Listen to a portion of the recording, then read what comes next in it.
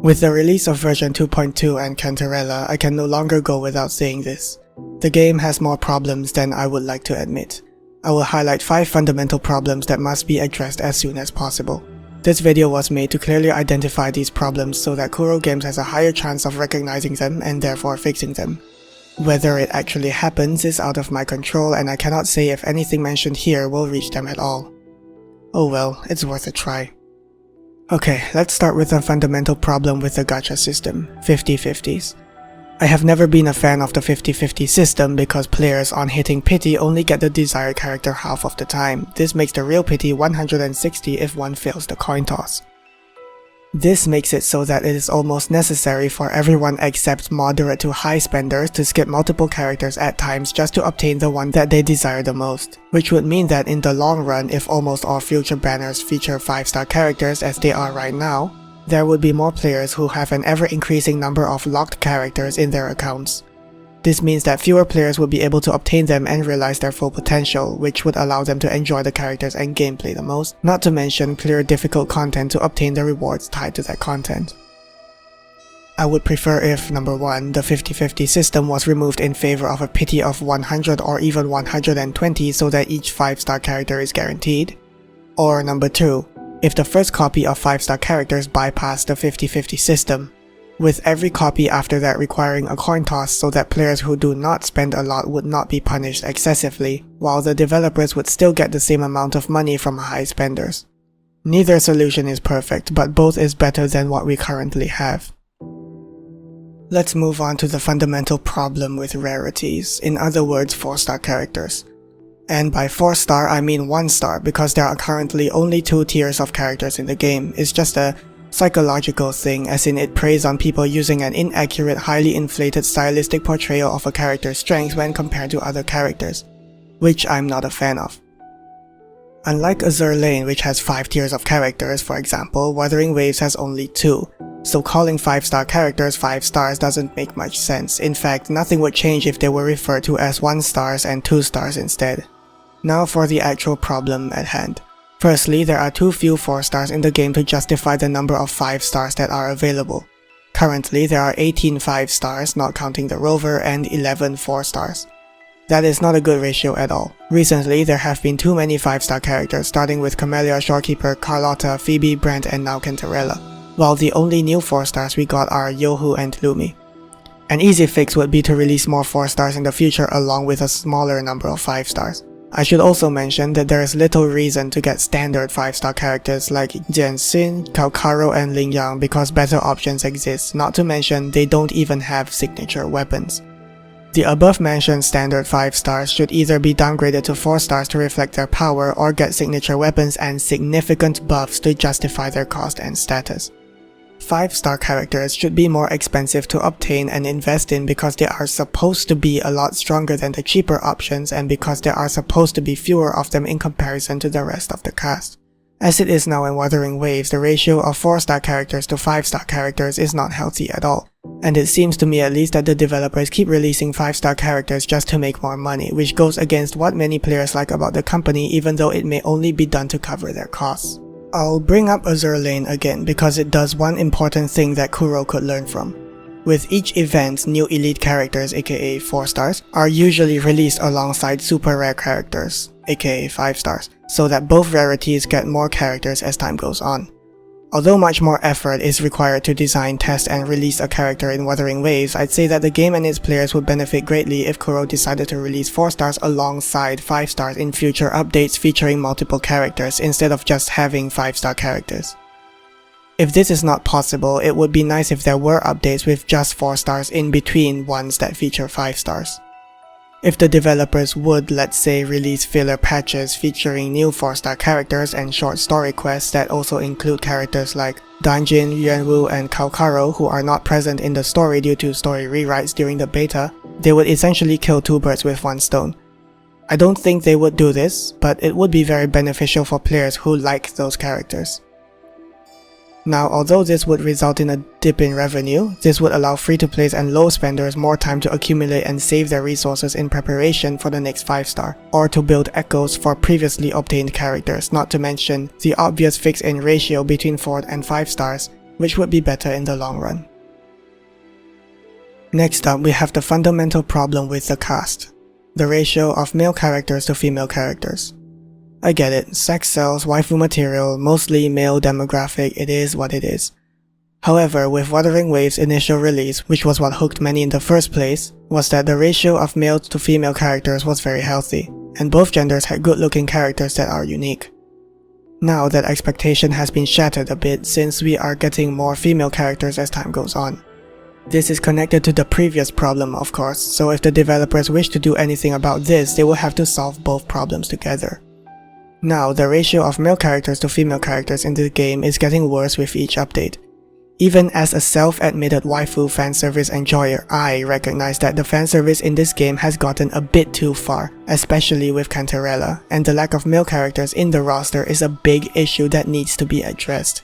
Especially so, since Wuthering Waves is not a game that has exclusively male or female characters that are playable, which means that there should be no excuse for this. In a healthy roster, male characters need to be there to balance out the female characters and vice versa, so that both genders get the opportunity to have well-written, powerful and attractive characters that players can sympathize with and root for. This would attract both men and women to the game, which would make Kuro more money in turn. I would highly encourage Kuro to make more male characters, but my words here are probably as audible to Kuro or any other game developer as the United Nations is to rich countries, so my pessimistic nature deems it unlikely, especially since female characters tend to sell better. Next, we have a fundamental problem with the setting: identity. I've mentioned this in my 2.0 video alongside many other things, but I'll bring this up here since this video is focused on the game's problems. Wuthering Waves has become a game that is torn between a dark post-apocalyptic futuristic setting with mostly sci-fi and fewer fantasy elements, and a brighter fairy tale fantasy setting with fewer sci-fi elements.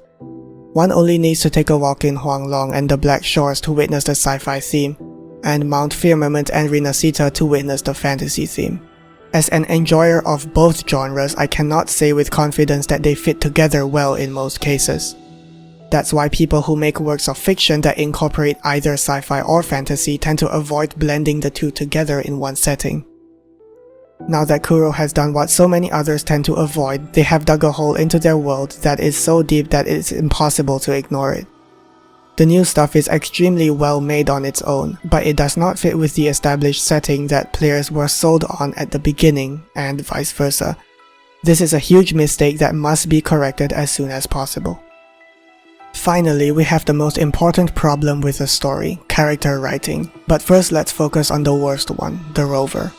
With each update, at least in terms of the story and type of characters, Kuro can be reasonably seen as pandering more and more to the self-insert harem-obsessed demographic that many players do not belong to. Instead of simply complaining about the rover, I will compare the Grey Raven Commandant from PGR, Kuro's previous game, to the rover. The Grey Raven Commandant and the rover share three things in common with regards to the story. Everybody in the story greatly respects and or likes them.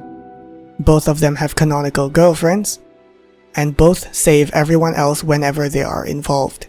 The difference between them is the context. Number 1. The Grey Raven Commandant is respected by everyone else because of their skill and tactical abilities. In other words, they earn the other characters' respect. The rover, in contrast, is respected and liked by everyone else without valid reasons. Many characters instantly trust and like the rover without prior interaction, which makes them overly trusting, unrealistic, and thus less appealing as characters.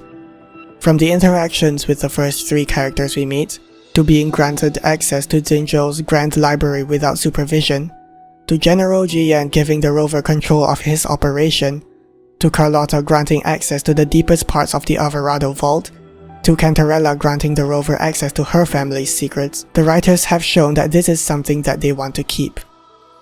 Even when there are valid reasons for the newer characters to treat the rover well, such as organizational ties or political reasons, they still trust the rover way too quickly.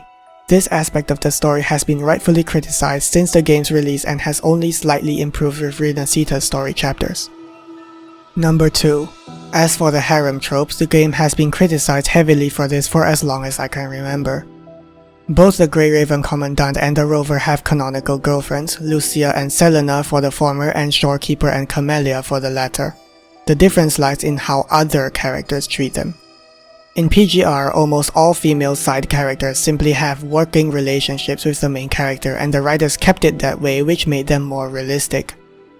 In Wuthering Waves, many female side characters were intentionally given romantic scenes with the Rover, especially recent ones such as Carlotta, Cantarella, and Cartethia, even though Camellia and the Shorekeeper should be the only ones who fit in this role. This harem, or implied harem, has to go because it is boring and unnecessary, it distracts from the main goal that the characters are working towards in the story, and supporting characters are made worse because of it. Number 3. Both main characters save everyone when they are involved in the story.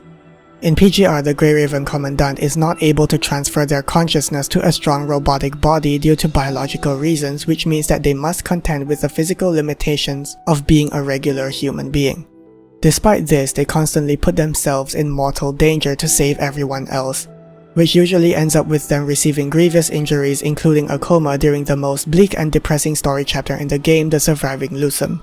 They are also constantly being used as a tool for political gain, but that does not stop them from saving the day. In Wuthering Waves, the Rover is involved in every part of the story and saves the day every time. Since the Rover is a powerful godlike figure, the stakes are automatically lowered before anything that happens within the story is even considered.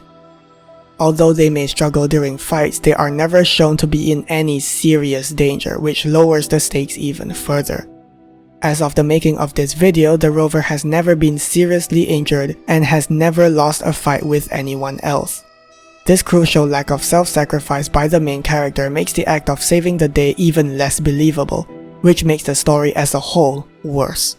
The difference between these main characters is so huge despite their fundamental similarities that it's hard to believe that any of the writers working on PGR ended up working on Wuthering Waves or even gave any advice to the ones that are. Let's move on to the side characters. They are great on their own, but their interactions are usually limited to the main character alone. In PGR, the main character is not involved in every story chapter, which allows the focus to be put on other characters whenever the main character is absent. This also includes the villains, and having side stories focused on these characters allows them to be more complex. However, in Wuthering Waves, since the Rover is involved in everything, we don't have side quests that just feature other characters. Now, I don't like 1.0 very much, but at least the characters interact with each other on multiple occasions. Now, character interactions have started to become just between the featured character and the Rover, with very few interactions between characters, so much so that the world now seems like it only revolves around the Rover. In comparison, PGR's world is more alive because side characters are not just caricatures of character archetypes, and they tend to return to contribute to the main story every now and then. The same cannot be said for the side characters in Wuthering Waves, who become almost irrelevant after finishing their initial quest. Since the setting of this game does not allow for multiple versions of the same character, except the Rover for some reason, new characters have to be introduced constantly. And if future story chapters do not include both new and old characters, the world will be even less appealing. After all, our characters can't work together to preserve humanity and stuff if people of different regions do not interact.